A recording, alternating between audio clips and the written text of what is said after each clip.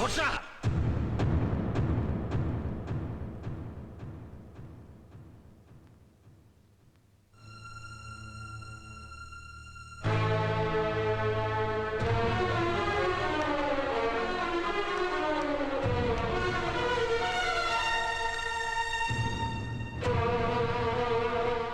এটা কি?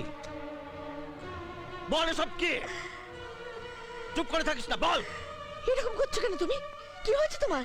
ইন্দ্রাণী আমার সারা জীবনের বিশ্বাস, সারা জীবনের ভালোবাসাকে তোমার মেয়ে মাটির সঙ্গে মিশিয়ে দিয়েছে। আমি স্বপ্নেও ভাবতে পারি না ও আমাকে এত ছোট করে দেবে। বাবা চুপ! আরে একটা কথা বলবি না। সত্যি করে বল তো, আমার ভালোবাসা কোথায় এত খামতি ছিল যার জন্য তুই বুড়ো বাপটাকে এরকম শাস্তি দিচ্ছিলি? সারা জীবন আমার কাছে আমাকে অপরাধী করে রাখছিলি। না বাবা। কি হচ্ছে স্যার? গৌতম, আমি চিরকাল আমার মেয়েকে সুখী দেখতে চেয়েছিলাম। সেই জন্য ওকে আমি তোমার মতন একজন আর্মি অফিসার হাতে তুলে দিতে চেয়েছিলাম, যাতে জীবনটা সুখে ভরে যায়। কিন্তু একবারও ভাবিনি যে ওর সুখের পথে সবচেয়ে বড় বাধা হয়ে দাঁড়াবো আমি। এসব কি বলছো তুমি? ঠিকই বলছি ইন্দ্রাণী, আমরা চিরকাল বর্ষাকে সুখী দেখতে চেয়েছি, কিন্তু ওর সুখের ঠিকানার খোঁজ কোনোদিন করিনি। আজ সেই ঠিকানা আমি পেয়েছি। বর্ষা আকাশকে ভালোবাসে।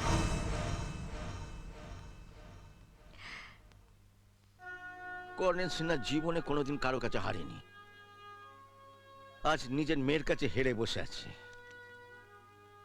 আজ আমি দুটো প্রশ্নের মাঝখানে দাঁড়িয়ে, যার কোনো উত্তরই আমার জানা নেই। উত্তর তো একটাই স্যার, আকাশ। গৌতম,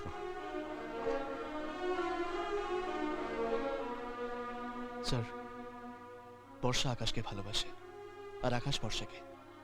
আর আমার সঙ্গে যদি বর্ষার বিয়ে হয়, না বর্ষা সুখী হবে, না আপনি খুশি হতে পারবেন, না আমি। আর এটা হবে একটা ভালোবাসাহীন সম্পর্ক। আর একটা ভালোবাসাহীন সম্পর্ক সারা জীবন ধরে বয়ে নিয়ে যাওয়া যায় না স্যার। থ্যাঙ্কস। বর্ষা, একটা বিয়ে শুধু সম্পর্ক তৈরি নয়, দুটো মনের মিলন, যার একটা না থাকলে আরেকটার কোনো মানেই হয় না। না হয় আমরা দুজন বন্ধু হিসেবে রইলাম। আর হ্যাঁ, আমার পার্সে যেখানে তোমার ছবি থাকতো, আজ থেকে তোমাদের দুজনের ছবি থাকবে আমার বন্ধু হিসেবে। বলেছিলাম না, কোনো দিন যদি তোমার আমাকে দরকার পড়ে, আমি আমার জীবন দিয়ে দেবো।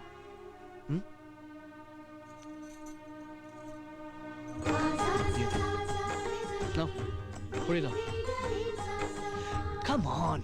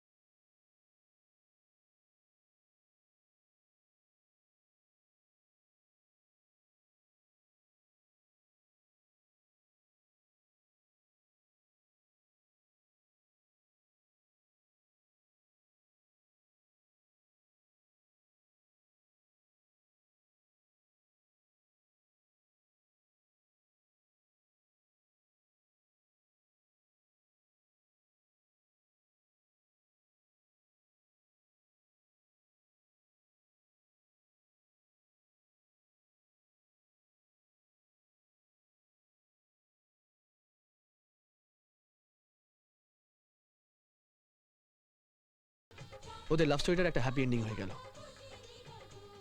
এবার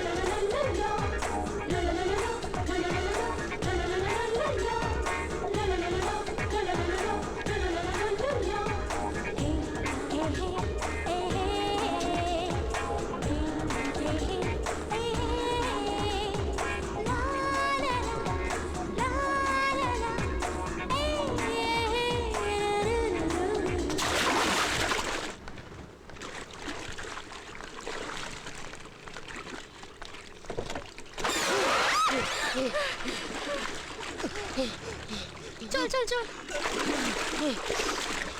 চল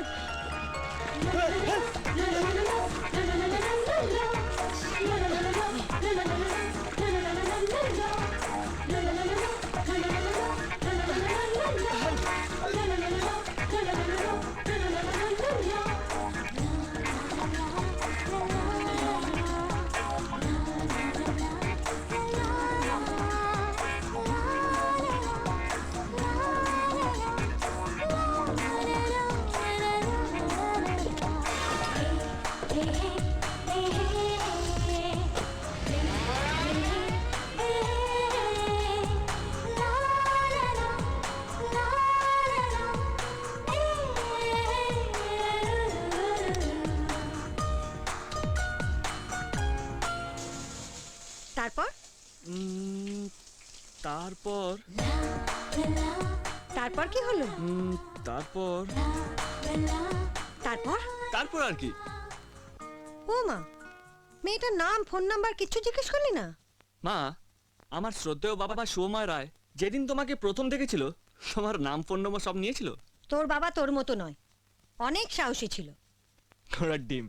পাবলিক বাসে আমাকে দেখে তোর বাবা আমার টিকিট কেটে তাতে লিখে দিয়েছিল আই লাভ ইউ। আর তুমি সঙ্গে সঙ্গে হ্যাঁ বলে দিয়েছিলে। দূর, তখন ওসব বলা যায় নাকি? বাস ভর্তি লোক, আর আমিও তখন ওসব ভাবিনি, চুপ করে বসেছিলাম।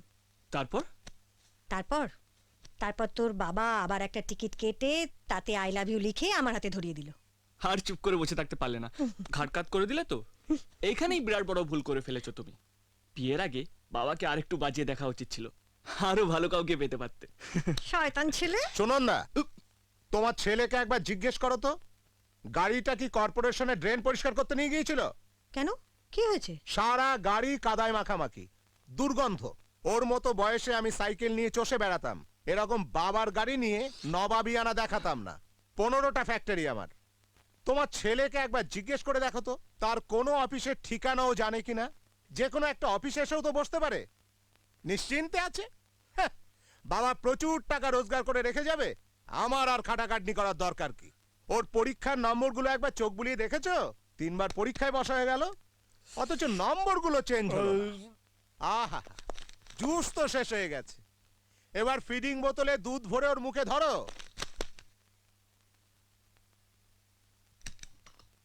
দেখেছো, কোনো হেলদোল নেই, যেন এতক্ষণ আমি দেওয়ালের সঙ্গে কথা বলছিলাম। মা, জিজ্ঞেস করো তো ওপনারটা কোথায় রেখেছে। শুনুন না, ওকে বলে দিও কাল থেকে যেন অফিসে যায়। ও হ্যাঁ, আর এটাও বলে দিও আমার গাড়িতে যেন হাত না দেয়। এডিয়েট। আই দে, ওটা দে। একটা বদমাইশি করে হয়নি, আরেকটা নিয়ে পড়েছিস। এইটা না করলে তোমার কর্তার বাউল গানটা এখনো থামতো? আচ্ছা মা, বাবা কি বুঝতে পারে না আমি বড় হয়ে গেছি? ছাড় ওসব কথা, এখন গল্পটা বল। কোন গল্প? বারে ওই মেয়েটা যে তোকে ম্যানহোল থেকে টেনে তুললো। ভালো কথা মনে করিয়ে দিলে তো, থ্যাংক ইউ। ওমা, কোথায় যাচ্ছিস? আরে এখানে এখানে, হ্যাঁ। ওফ, কি অবস্থা করেছে গাড়িটার, মনে হচ্ছে যেন গঙ্গা জলে ডুবিয়ে আনলে ভালো হতো।